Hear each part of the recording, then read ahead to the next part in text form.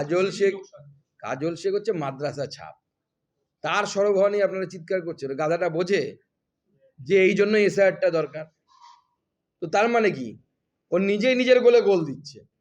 ওর মুখ্যমন্ত্রী বলছে এসআইআর করার দরকার নেই, আর কাজল শেখ যে প্রশ্ন তুলছে তার সলিউশন কি? এসআইআর। মানে কাজল শেখ নিজে বকলমে এসআইআর এর সমর্থক হয়ে উঠেছে। দ্বিতীয় কথা হচ্ছে, ভোটার লিস্টে নাম তোলে কারা? বিএলও, তার মাধ্যমে নাম যায়। এইআরও, ইআরও, এই তিনজনের হাতে ক্ষমতা আছে কার নাম ঢুকবে কার নাম ঢুকবে না। বিএলও কে লোকাল জায়গায় চাকরি করে, অঙ্গনারী দিদিমণি হোক বা এরকম যারা রাজ্য সরকারি কর্মচারী। বিডিও হচ্ছে ইআরও, এসডিও হচ্ছে ইআরও। এর মধ্যে কোনটা কেন্দ্রীয় সরকারি কর্মচারী বলুন? প্রত্যেকে রাজ্য সরকারি কর্মচারী। মুখ্যমন্ত্রী যা বলেন তার শুনে এদের কাজ করা এদের অভ্যেস। এমনকি এটাও তো দেখা যাচ্ছে বেশ কিছু বিএলও ইচ্ছে করে টাইপিং এর সময় এমন কিছু মিস্টেক করে রেখেছে, হয়তো নাম আছে ভট্টাচার্য আধার কার্ডে, সেটাকে ভট্টাচার্যি করে দিয়েছে শর্টকাট মারার জন্য বা ইচ্ছে করে, যে কারণে হোক। তারা এখন কল পাচ্ছে, তারা এখন ডাক পাচ্ছে। তো এই হয়রানির দায়ী তো তাদের। নাম যদি ঢুকে থাকে তাহলে তো বিএলও দায়ী, কিভাবে নাম ঢুকলো।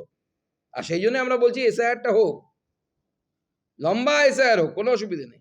আমরা তো আগেই বলেছি এসআইআর হলে হবে, লম্বা এসআইআর হবে, করে সবার যে ভোটার লিস্ট একদম ত্রুটিপূর্ণ মনে হবে, ত্রুটিমুক্ত মনে হবে, সেই ত্রুটিমুক্ত ভোটার লিস্ট তৈরি করে ভোট হোক। আমাদের একটাই দাবি, no SIR no vote. SIR না হলে ভোট হবে না। দ্বিতীয় হচ্ছে, ত্রুটিমুক্ত ভোটার লিস্ট দরকার, ফ্ললেস। কোনো ত্রুটি যেন ভোটার লিস্টে না থাকে, একজনও মৃত ভোটার না থাকে, একজনও ডবল এন্ট্রি না থাকে, একজনও বাংলাদেশি অনুপ্রবেশকারী মুসলিম রোহিঙ্গা এদের নাম যেন না থাকে, আর একজনও ভারতীয় নাগরিকের নাম বাদ না যায়, সে হিন্দু হোক মুসলমান হোক, তাদের নাম থাকবে যারা ভারতীয় নাগরিক। দেখুন, আমরা প্রথম থেকে আমাদের স্ট্যান্ড ক্লিয়ার করেছি, কেউ মসজিদ তৈরি করবে তাতে আমাদের আপত্তি কিছু নেই।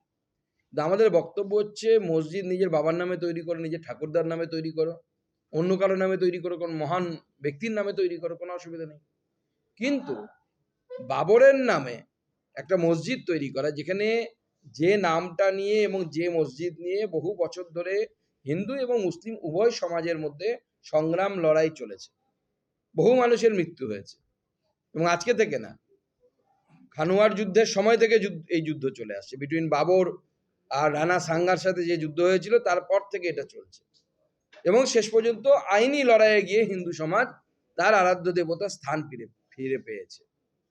এরপরেও আবার সেই নামটাকে নিয়ে এসে যদি কেউ বিতর্ক তৈরির চেষ্টা করে, সেই বিতর্ক আমার মনে হয় রাজ্য তথা ভারতবর্ষের যে সুস্থিরতা তার জন্য সঠিক নয়, এবং তার উদ্দেশ্য মোটেও ভালো নয়। বাবরের মতোই উদ্দেশ্য, বাবর কোনো মহান উদ্দেশ্য নিয়ে এই দেশে আসেননি।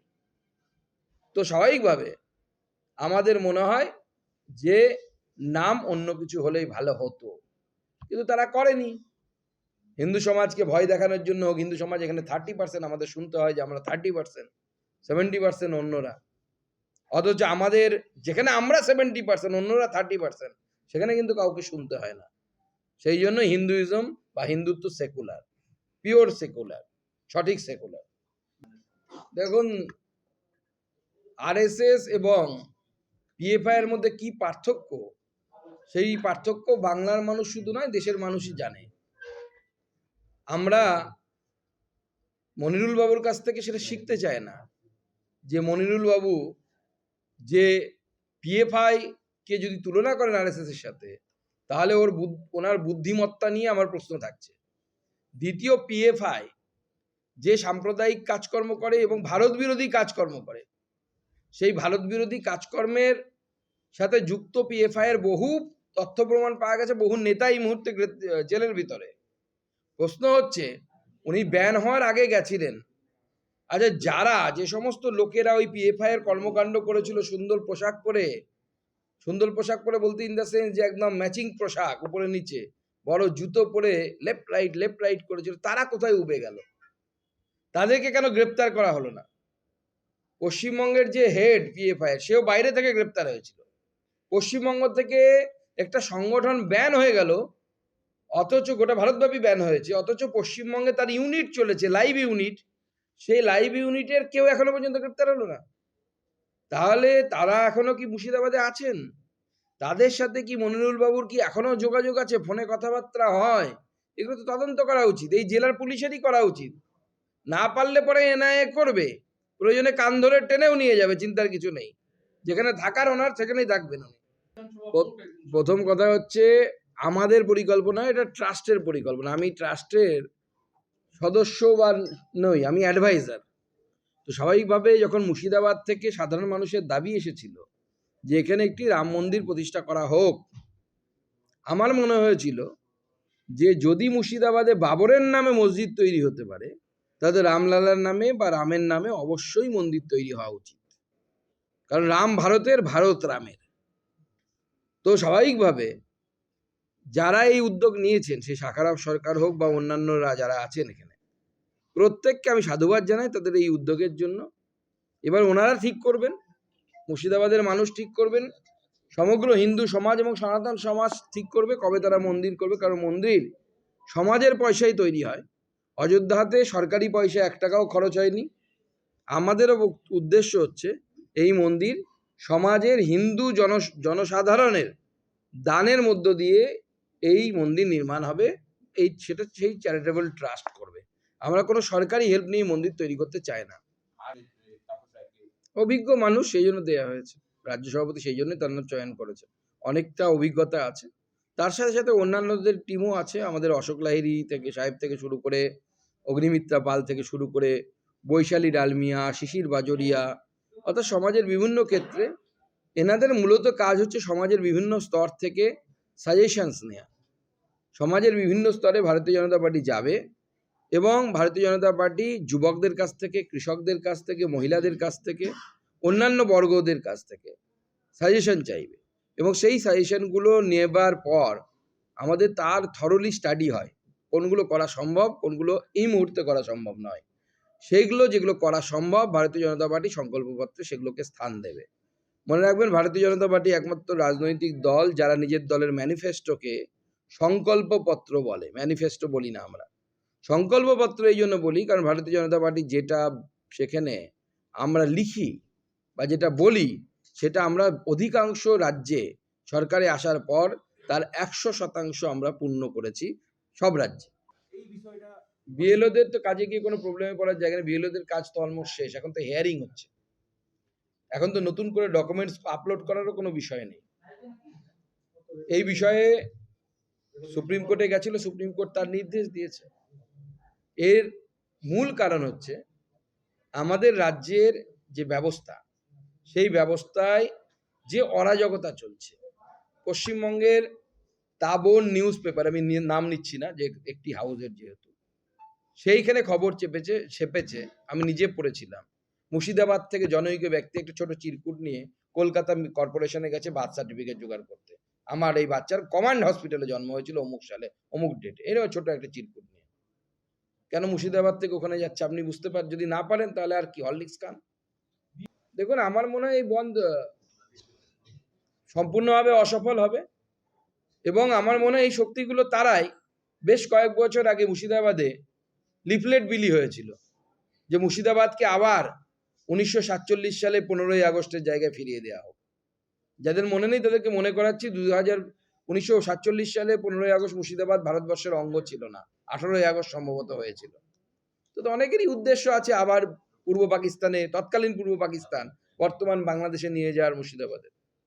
এটা আমি বলছি না, শুধু অধীর চৌধুরীও বলেছেন আপনাদের বিভিন্ন সাংবাদিকদের সম্মেলনে। তো সেই জায়গা থেকে মুর্শিদাবাদের মানুষকে সচেতন হতে হবে। মুর্শিদাবাদ তো যাবে না, যারা যেতে চায় তারা বাংলাদেশে চলে যেতে পারে, কোনো অসুবিধা নেই, আমরা খুলে দেবো গেট, স্পেশাল খুলে দেবো, চলে যান। দেখুন, পশ্চিমবঙ্গের এসআইআরে তৃণমূল কংগ্রেস নানা ধরনের ঝামেলা করার চেষ্টা করছে এবং অনেক ক্ষেত্রে সেটা প্ল্যানফুলি হচ্ছে। আমি একটি উদাহরণ দিয়ে এর আগেই বললাম, এই যে ভট্টাচার্য এবং ভট্টাচার্য, এরকম বহু জায়গায় প্ল্যানফুলি করা হয়েছে যাতে সাধারণ মানুষকে একটু বীতশ্রদ্ধ করে দেওয়া যায়, একটু ব্যতিব্যস্ত করে দেওয়া যায়। কারণ সবার একটা চিঠি এলে সবারই মনে হবে আমার নামে চিঠি এলো কেন, টেনশনে পড়ে যাবে তারা, এবং সেটা প্ল্যানফুলি করা হচ্ছে। সেই জন্য এটাও প্ল্যানফুলি হতে পারে পুরো প্ল্যান করে এটা করা হতে পারে, পুরো সবাই এর মধ্যে একটা বিভ্রান্তি তৈরি করার জন্য। দেখুন, প্রথম কথা হচ্ছে ভোট দিতে যান যখন, তখন আপনার হয়রানি হয় না? হয়তো হয়রানি, কিন্তু ভোট তো দিতে যায় আমরা। আপনি যে কোনো কাজ করতে যান, সকালবেলা পেট পরিষ্কার করতে গেলেও তো হয়রানি হয়। হয়রানি ছাড়া তো পৃথিবীতে কিছু সম্ভব না কোনো। হয়রানি তো একটু না একটু, আপনি যে কোনো কাজ করতে গেলে পড়াশুনো করে আরো বেশি হয়রানি, মোটামুটি বই পড়তে হয়। তো সবই তো বন্ধ করে দেওয়া উচিত, তাহলে কিছুই করা উচিত না মানুষের। ভোট টোট কি করা, কিসের জন্য দরকার, এমনি বন্ধ করে দিন। প্রত্যেকবার দিদিকেই মুখ্যমন্ত্রী করে দিন আপনাদের ইচ্ছে মতো। তাতে সুকান্ত মজুমদারের কোনো যায় আসে না, দেশের রাজনীতিরও কোনো বিন্দুমাত্র পরিবর্তন হয় না। আর তৃণমূল কংগ্রেসের নেতাদের তো কালো পতাকা দেখানোর প্রয়োজনই পড়ে না, রাস্তায় দাঁড়ালেই কালো হয়ে যাবে, মুখগুলোই তো কালো ওদের। কারো গরু পাচারে কালো, কারো কয়লা পাচারে কালো, তো পতাকা টতাকা দেখানোর কি দরকার? যে ভাঙচুরের কাজ উনি করেছেন, তাতে বিডিও অফিসে বিডিওকে শুধু মারাটা বাকি ছিল। বিডিওকে এবং বিডিও সরকারি কর্মচারীদের, তার অফিসের যারা, তাদেরকে গায়ে হাত দেওয়াটা বাকি ছিল। গতকাল সেটা দক্ষিণ দিনাজপুর জেলার কুমারগঞ্জে হয়ে গেছে। মাইক্রো অবজারভারকে ধরে পেটানো হয়েছে, থাপ্পড় মেরেছে মনিরুল ইসলামের মতো লোকেরাই। তো তার কাজেই এটা কালো পতাকা, তিনি পুরোটাই কালো। আর কত কালো পতাকা দেখাবেন? রাস্তার মাঝখানে দাঁড়িয়ে থাকুন, তাতেই কাজ হয়ে যাবে। দেখুন, জেলায় জেলায় যে মেডিকেল কলেজগুলো তৈরি হয়েছে, এই মেডিকেল কলেজগুলো নীল সাদা বিল্ডিং ছাড়া আর কিছু নয়।